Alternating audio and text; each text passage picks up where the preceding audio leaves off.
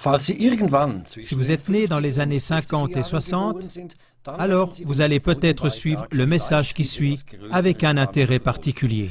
Chers téléspectateurs, mesdames et messieurs, nous saluons aussi tous les jeunes et les plus âgés d'entre vous. Nous connaissons tous ces magnifiques cartes postales et leurs paysages idylliques à en couper le souffle avec un ciel d'un bleu profond.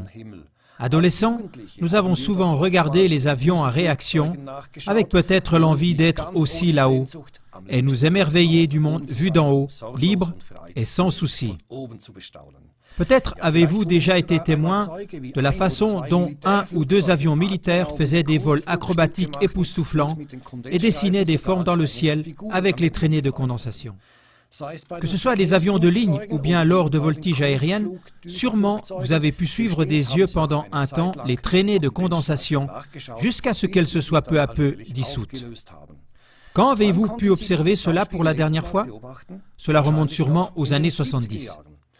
Le jeudi 30 mars 2014, à 12h20, la chaîne suisse SRF1 a diffusé la prévision météorologique suivante. Demain, vendredi, les traînées de condensation vont être beaucoup plus visibles que d'habitude. Cela a à voir avec l'humidité atmosphérique qui est plus élevée.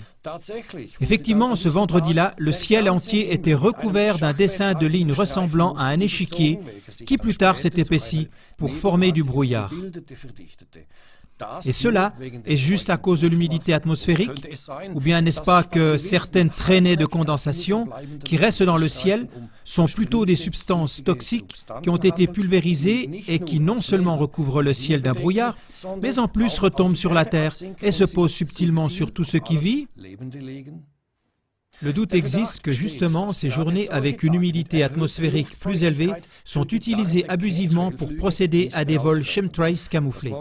Le mot chemtrails est composé des termes chimie ou bien produits chimiques et du terme anglais contrails qui signifie traînée de condensation.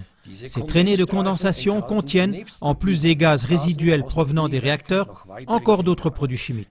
Ces traînées de condensation-là ont la particularité de rester plus longtemps visibles dans le ciel. En plus d'autres produits, elles contiennent souvent du barium et de l'aluminium. Ces vols-là sont souvent accomplis de telle façon que les traînées de condensation laissent derrière elles une structure ressemblant à une grille sur une grande partie du ciel.